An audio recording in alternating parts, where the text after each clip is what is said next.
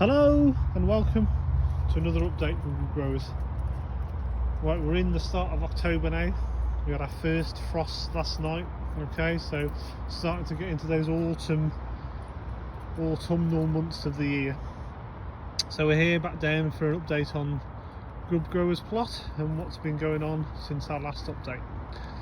So as we move forward, you can see we've got where our raspberry plants were. We used to have, it was quite thick there originally. All right, so what we've actually done is we've split those raspberries now and moved them to somewhere else in the plot, which I'll show you in a bit. But you can see they're still producing quite a bit of fruit at the moment, which is very, very tasty, which I keep nabbing and having here and there. So that's doing really well. You can sort of start to see stuff starting to go a little bit limp now because the temperature at night is starting to drop a little bit now. Like I said, last night we had our first frost. I think it was like 2 degrees when I checked this morning when I got up. All right, so we're starting to get into those autumnal months. If we look across here to the left, this was where the lettuces were. Those lettuces didn't last very long, unfortunately. They got eaten quite quickly. So we took them up, and what we've actually done now is we've put some onion sets in this bed now. All right, so you can see here's one just starting to come through there. All right, another one there ultimately. All right, so we've got some onion sets in for next season. All right, I think they were called radar ones, they were. All right, so that'd be good to have some onion sets growing for next year. Moving across here, obviously these beds are still covered over well for winter. We've now completely covered over the centre bed, so that's all covered over, to waiting for all the manure and everything inside to rot down. So that won't be touched now until next spring. We'll take the covers off and then we'll dig it all over properly. Alright. If we look and move down the side left here, we've got some surviving Savoy cabbages. From the first batch that we were given, we were then given another batch which Julie potted into the ground here. Obviously you can see we've had a few gaps where something's been eating them, but quite a few of them are still surviving and still growing. Alright, they've just had a seaweed water, okay, to help them grow a bit further. If we move down, we come to our potatoes. So our potatoes are growing reasonably well. Alright, so we've got some coming up now. That's one there. Alright, and then we've got one here as well. That was quite big last week, but obviously something's been sort of nibbling on that as well. But again, I've gone through with the seaweed watering tonight, and obviously give them a good water from there. That looks like an onion of some sort, I reckon, so that might be a previous pot or seed that's grown, and obviously it's grown into an onion of some sort.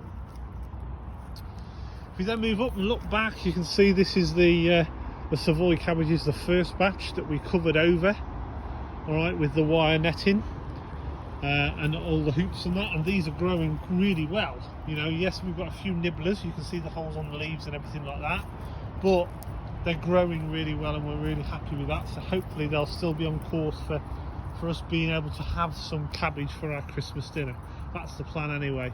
They've had a seaweed water again just now. If we move over here, these are our dahlias. All right, these are still growing quite well. We've had a few more bud. You've got a little one just starting to bud here now, which is a very small pink one, but that'll probably bud this week at some point.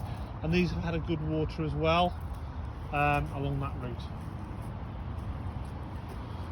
So as we move up now to this central bed area, that you'll remember from my last post, I actually moved this bed from over the other side of the allotment and rebuilt it over here, and obviously I replotted what was in it, and that was this plant. I don't know what it is. We will yet to find out what it is, but it's growing well. You know, there was a big root system on the bottom of that when I moved it, and it's really doing well in there at the moment as well.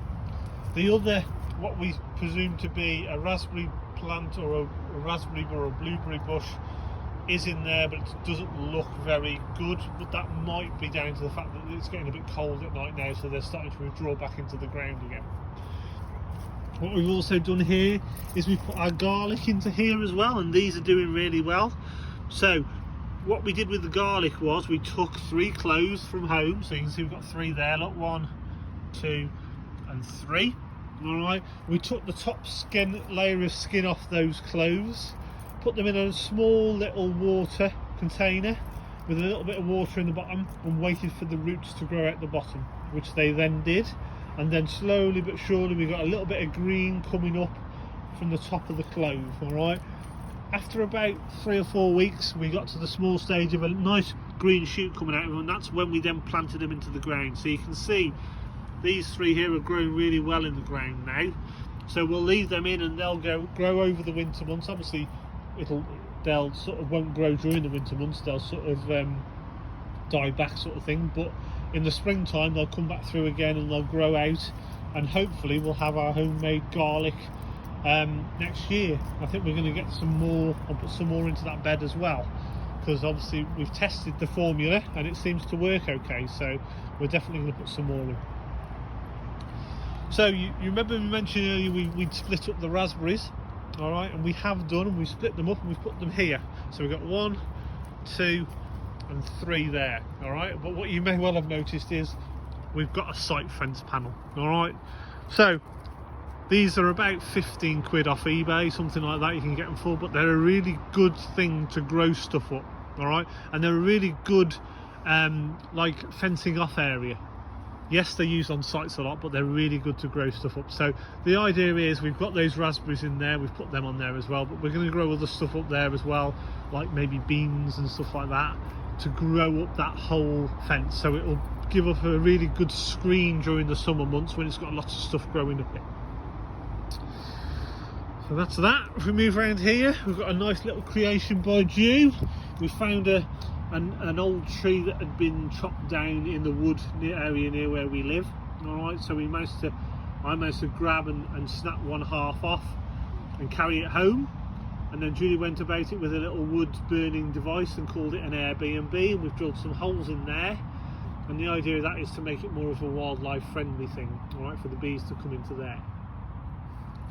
So that's the start of our plan with being able to provide some sort of a wildlife area for this allotment. So this area here in this corner, what we've got a plan for this to do now is we're going to put a wildlife pond in there, all right, at that end of it. So the idea being that we're going to get natural wildlife that's going to come into the pond and out of the pond, and give a whole other area for wildlife to come into it as well. So yes, it's our plot for growing veg, but it's also going to be a wildlife haven as well for different sorts of wildlife to come into it as well. We want to be able to create that as well.